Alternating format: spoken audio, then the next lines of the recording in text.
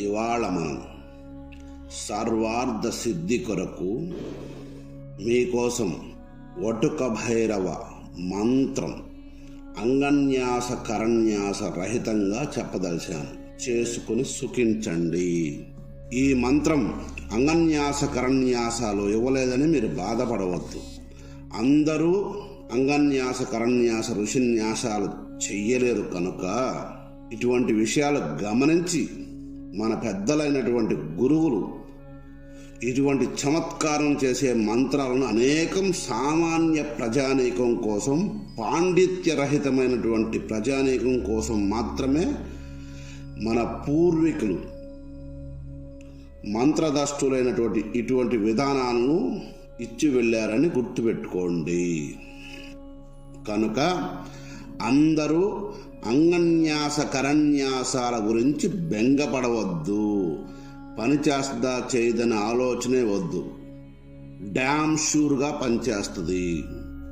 అంగన్యాస కరన్యాసాలతో పని కూడా లేదు. అలాగే ఈ వటుక భైరవుని విద్యకు కూడా ఈ అంగన్యాస కరన్యాస రహితంగా ఇక్కడ ఇస్తున్నాం. ఇక్కడ మేము ఇచ్చే మంత్రంకి పైన చెప్పినటువంటి ఋషిన్యాసం కావచ్చు, అంగన్యాసం కావచ్చు, కరన్యాసం కావచ్చు, ఇటువంటి వాటితో అవసరమే లేదని గుర్తు చేసుకోండి సాధకులారా. అటువంటి గొప్ప మంత్ర విధానాన్ని ఇక్కడ చెప్తున్నాను. సావధానంగా విని చేసుకోండి. ఈ ఛానల్లో మేము చెప్పే ప్రతి మంత్రం అనుభూతికి కలిగించే మంత్రములే. గుర్తుపెట్టుకోండి.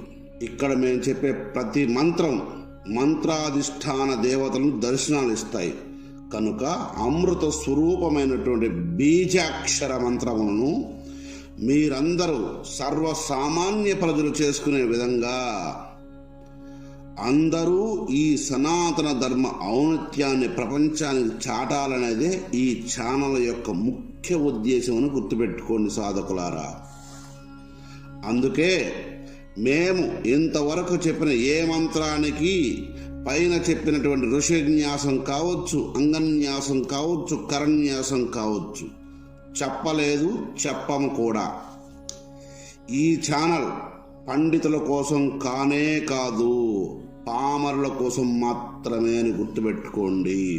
ఈ సాధన చెయ్యాలనుకునే సాధకులు ఎవరైనా సరే, ఆడ మగ తేడా లేదు. ఒకవేళ మీకు బహిష్టు దోషం లేకపోతే వారు ఎవరైనా స్త్రీలు చేసుకోవచ్చు. ఇక పురుషులైతే మాత్రం కొన్ని నిర్దిష్టమైనటువంటి నియమాలు ఖచ్చితంగా పాటిస్తూ ఈ సాధనని చేయొచ్చు.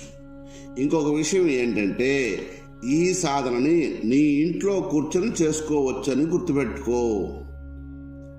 ఈ సాధనని నీ ఇంట్లో కూర్చొని దక్షిణానికి అభిముఖంగా కూర్చొని ఎర్రని పువ్వులతో వటుక భైరవుని అర్చన చేస్తూ ఆ వటుక భైరవునికి పరిగన్నం నైవేద్యంగా సమర్పిస్తూ ఆ తదుపరి మంత్రాన్ని మానసికంగా ఉచ్చరిస్తూ జపం చేయవచ్చనే విషయం మరవకుండా గుర్తుపెట్టుకోండి సాధకులారా. ఇకపోతే ఈ సాధనలో నల్లని గొంగడిని ఆసనంగా వేసుకోండి. స్ఫటికమాలన మాత్రమే జపానికి వాడండి. మితాహారం, పాలతో కూడినటువంటి ఆహారం ప్రతిరోజు 2 పూటలు మాత్రమే తీసుకోవలసి ఉంటుంది. ఈ సాధన రాత్రిపూట మాత్రమే చేయవలసి ఉంటుందని తెలుసుకోండి. ఇకపోతే ఈ సాధన 11 రోజుల నుండి 45 రోజుల లోపల ఎప్పుడైనా మీకు మంత్రాది దేవత అనుభవం కలుగుతుంది, మంత్ర దర్శనం కలుగుతుంది. మంత్రాధిష్టాన దేవత మీ మనోపలకంపై ప్రకటితమవుతారని గుర్తుపెట్టుకోండి సాధకులారా. ఈ మంత్ర సాధకులు మొట్టమొదటిగా కొన్ని భీకరమైన భయానక దృశ్యములు సాధనా సమయంలో కలుగును. అటువంటి వాటికి భయపడవద్దు. అవన్నీ నీ భ్రమలు మాత్రమే. మిమ్మల్ని ఈ సాధన చేయకుండా ఈ ప్రకృతి ఆపుతుంది అని తెలుసుకోండి. అందుకోసమే నీకు ఈ మాయాశక్తులచే ప్రలోభానికి గురి చేస్తుంది ఈ ప్రకృతి.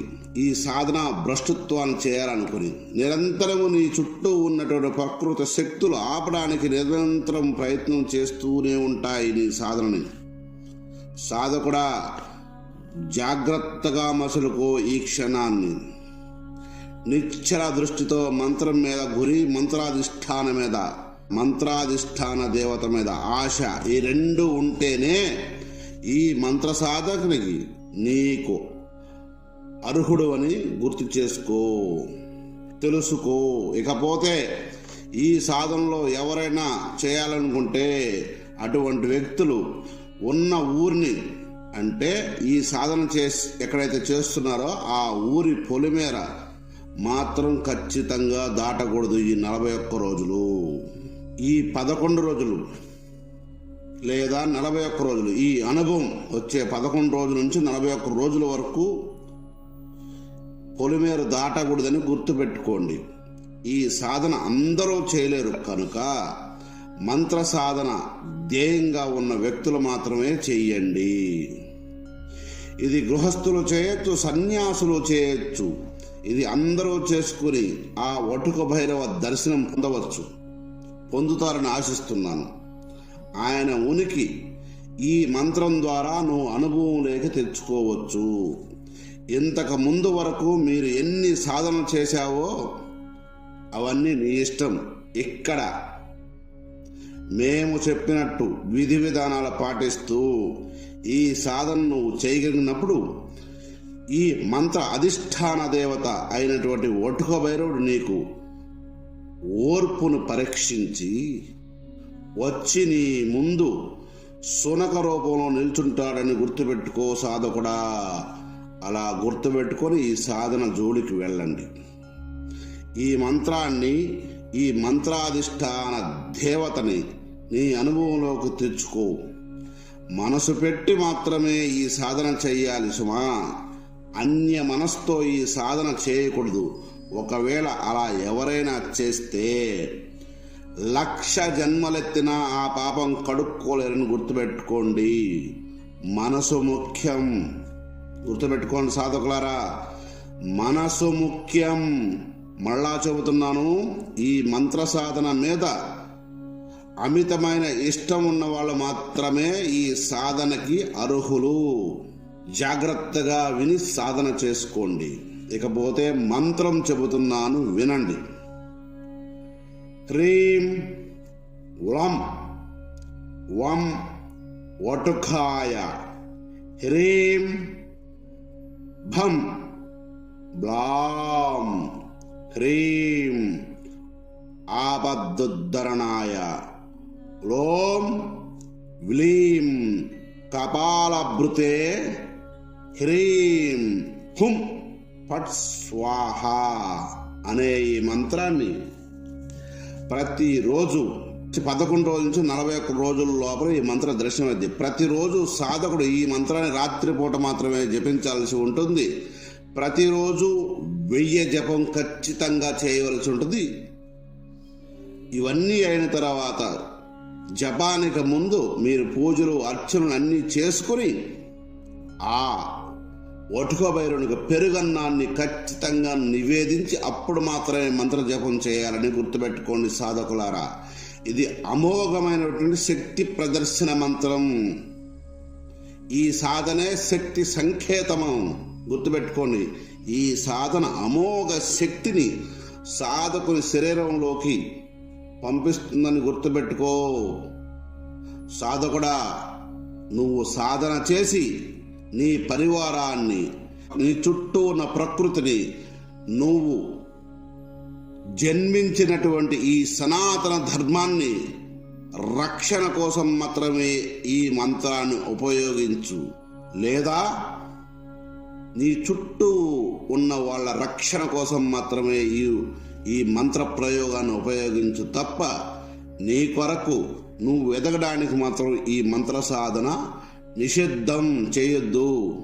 లోకా సమస్త సుఖినోభవ అనే సూక్తి నువ్వు మరవకుండా ఉంటే ఈ సాధన చెయ్యి. లేదా సైలెంట్గా విని రాసి పెట్టుకో. ఇది నీకు హెచ్చరిక అనుకో. ధర్మాన్ని రక్షించడమే నీ పని. ధర్మం కోసం మాత్రమే నువ్వు ఉండాలి, నీ కోసం కూడా ఉండాలి.